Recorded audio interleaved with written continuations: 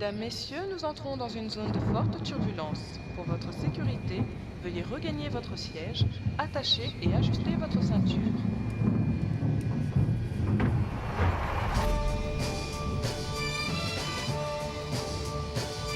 Oui.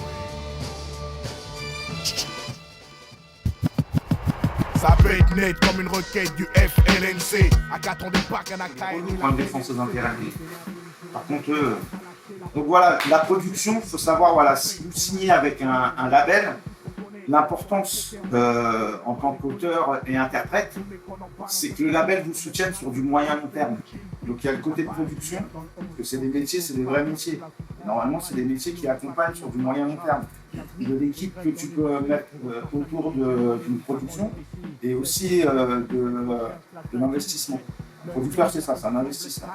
Et l'éditeur, lui, c'est celui qui va accompagner l'auteur ou le compositeur en trouvant soit des interprètes, soit en trouvant des projets. De monter ma structure, parce que j'avais des artistes, je voulais travailler avec eux et il fallait le faire. Ça veut dire que tu n'avais pas le choix, parce que les maisons de disques, elles ne calculaient pas, mais par contre, j'avais réussi à la signer en édition. Donc, ouais, c'était l'époque où il fallait faire les choses, sinon tu faisais rien. Et là, après, il y a Sniper qui arrive, ils ont 15 ans, je travaille avec eux et on sort l'album 5 ans après. Pour vous dire la différence qu'il y a aujourd'hui par rapport à avant. Parce qu'il fallait monter un dossier, tu montes une société, bon, bah, faut que tu fasses un business plan, faut que tu trouves une banque. C'était très dur à l'époque de trouver une banque. Et de là, j'ai construit avec deux associés la société Test Music qui s'appelait à l'époque. Parce qu'autour de ça, je suis compositeur aussi à cette époque. Donc je suis compositeur, producteur et éditeur. C'est lourd quand même. Il n'y a pas d'enfants encore, j'ai pas les enfants là. J'ai 25 ans. C'est qu'il y a des mecs de Marseille qui venaient, des mecs ils venaient, puis je ne les connaissais pas, je les ai montés, quoi, il n'y a pas de problème. Et je leur donnais des sons. C'était important dans le sens où ça me faisait progresser aussi. Je ne le voyais pas comme quelque chose, ouais, je te donne, c'est pas grave, l'indépendant. On est dans un système et on y participe aussi parce que tu t'aperçois que tu signes un artiste, il est obligé d'avoir ton accord pour pouvoir faire des trucs avec les autres.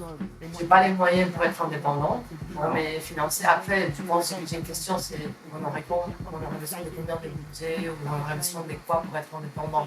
Et tu vois là, ce qui se passe aujourd'hui, c'est énorme parce que même toi qui tu connaissais pas un peu tout cet univers de toi ou de toi ou de toi, ça vous permet d'écouter ce que font les autres et de dire ah.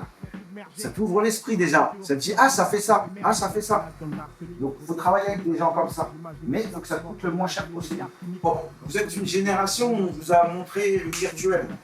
Vous cassez ce virtuel.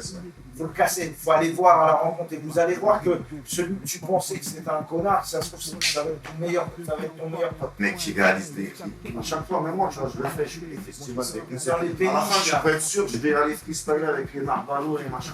Et fois, je vois des mecs qui chantent. Ça fait boum, boum, ils font partir sur Instagram. Mais voilà, c'est être présent tout le temps. Avant, les réseaux sociaux, c'était chacun dans les magasins de disques, les gens. les white labels, tu vois. Et Là, ouais, c'est virtuel tu t'es maintenant. passé. Tu vois, nous, ce qu'on faisait à l'époque, c'est quand on rencontrait un artiste, tu vois, là où vous vous rencontrez, on fait un truc ensemble. À partir du moment où tu kiffes le truc, si tu kiffes pas, bon, c'est évident, c'est pas ton truc. Mais s'il y a une relation déjà humaine, tu la vois, c'est pas. Non, des voix, voilà, des gens qui sont dans le même délire que toi, dans le même état d'esprit que toi. Faut pas avoir peur des nouveaux. C'est-à-dire, des fois, après, il faut trouver le gars qui a du talent aussi, mais des fois, c'est le nouveau qui a le talent aussi, qui a de l'approche. Et si ça se trouve, c'est toi, il va te faire son CV sur toi, mais lui, ça va le faire progresser. Toi, tu vas en profiter. Respect pour les MC qui suivent ici, ouais, 98. Comme un influenceur dans le sens où il faut poster régulièrement. Après, évidemment, il faut que le contenu soit travaillé. Donc oui, il faut que ce soit vraiment prévu en amont. Varier. À mon avis, aujourd'hui, il faut vachement varier. Il faut faire des voix off, il faut faire des trucs où tu mets que de la musique, les aigus, les médiums, les graves. C'est pas si compliqué que ça quand tu t'y intéresses. Et ben c'est pareil les réseaux.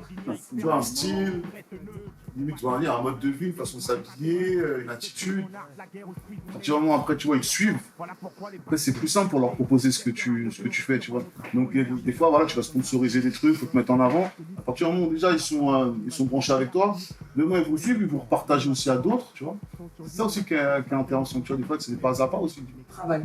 Mais si je viens, je me dis, bon, lundi, je fais ça, mardi, je fais ça, mercredi, je fais ça, et que je fais un plan que je peux reporter sur plein de projets, déjà, ça veut dire que je fais ma planification pour un projet et je peux le transposer. Donc ça veut dire que tout le travail que j'aurais fait là-dessus, j'aurais pu le refaire après. C'est-à-dire que TikTok, s'ils te voient influenceuse, ils te mettent dans le camp influenceuse. C'est-à-dire qu'il faut vraiment que ça soit d'abord dans la musique et après, quand tu es dans la musique, tu peux faire tes trucs où, surtout quand tu as un public, tu peux raconter ta vie, dire ouais, bah aujourd'hui, si on se studio. Son Naza et Gradure. Tu vois ce que je veux dire? Mec, maintenant, c'est deux comiques. Tu vois, tellement qu'ils s'entendent. Tu vois, même moi, j'ai eu des problèmes avec des artistes parce que je défendais ma société. Tu sais, défendre sa société, c'était compliqué même pour ça. Je dis, mais ouais, mais moi, c'est mon métier, je suis obligé de la défendre. Je suis obligé de te dire, c'est con d'enlever ce titre-là parce que ça va nous apporter quelque chose de plus. Donc c'est de l'investissement à 100%. Si t'es pas dans les réseaux aujourd'hui, t'es mort. Non, mais toutes les choses qui ont fonctionné, c'est des choses qui ont été vraies et pas forcément brillantes. Se faire foutre et que les autres restent neutres. Ce combat c'est l'autre, ici je délivre ma stratégie. C'est le secret de mon art, la guerre où je puise mon énergie. C'est urgent, voilà pourquoi les bacs sont submergés. Secteur à côté obscur, voit nos drapeaux émerger.